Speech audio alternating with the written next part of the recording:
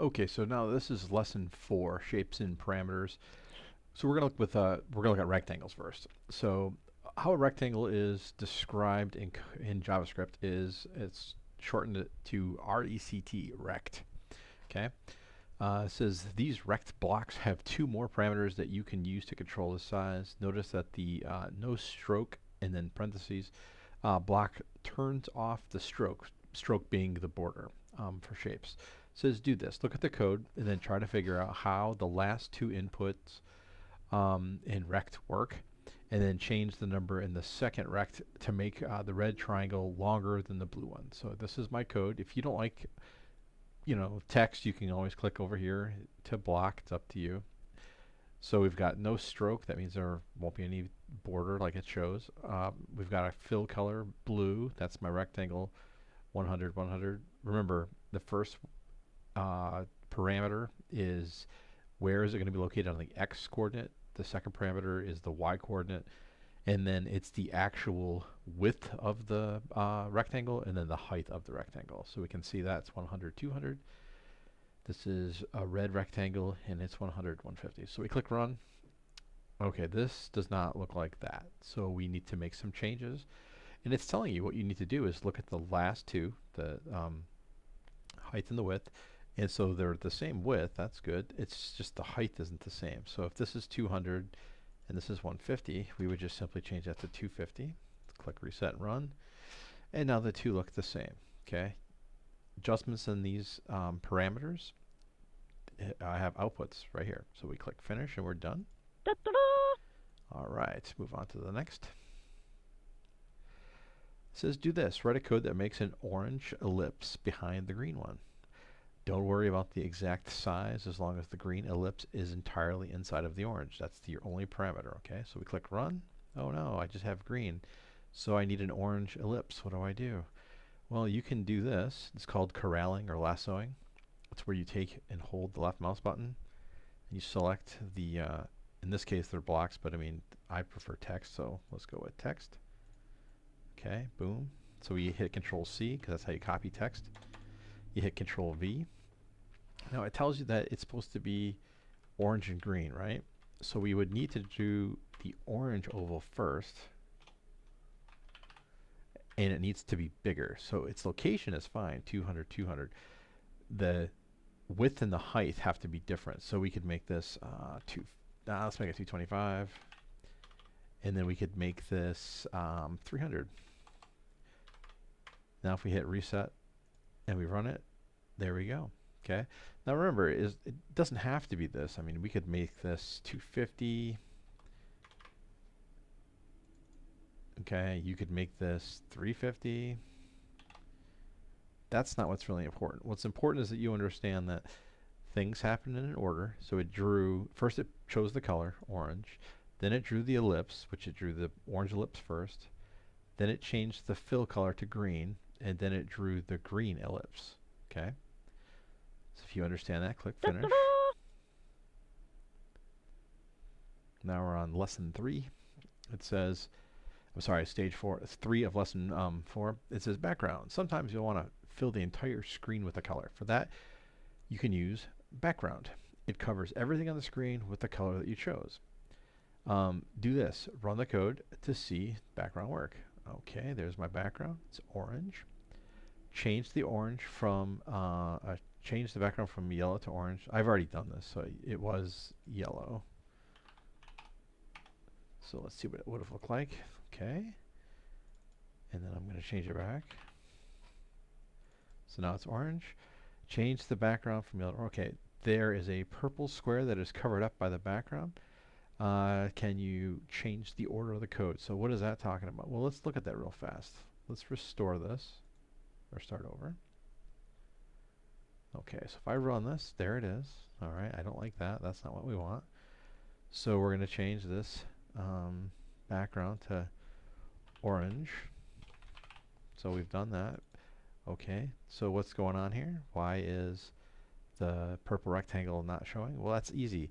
The purple rectangle is actually showing. It's right here. It's that it's being covered up by this line of code, which is saying draw everything in the background to be orange. So again, if we hit Control X to cut that out, and we place that by hitting Control V on code line code 1. We hit reset and run. There we go. So what we've done here is we've drawn the orange background. We've created, we've chosen the color fill purple, and then created a rectangle. Changed the color fill to blue, and then created this rectangle. Okay. The order that you put things in is super important. I mean, it's a computer. It does exactly what you tell it, how you tell it.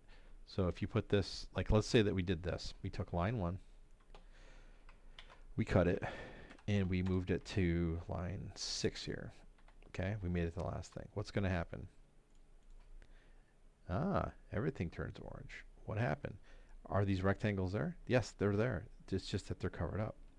So we're going to hit Control Z, and Control Z again, and Control Z one more time. That undoes what I've commanded. So hit reset and run. There we go. Let's move on. Okay, lesson 4. It says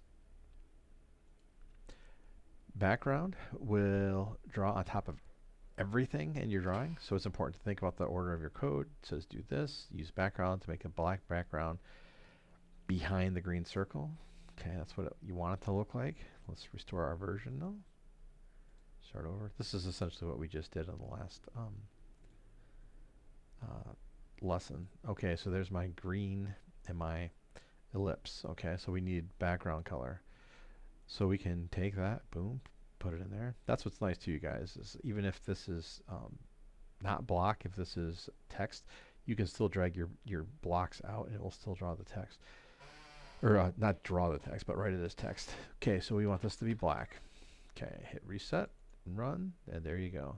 Okay, easy peasy. Okay, debug using parameters. This program uses the 4 parameter version of rect and ellipse to draw a simple scene.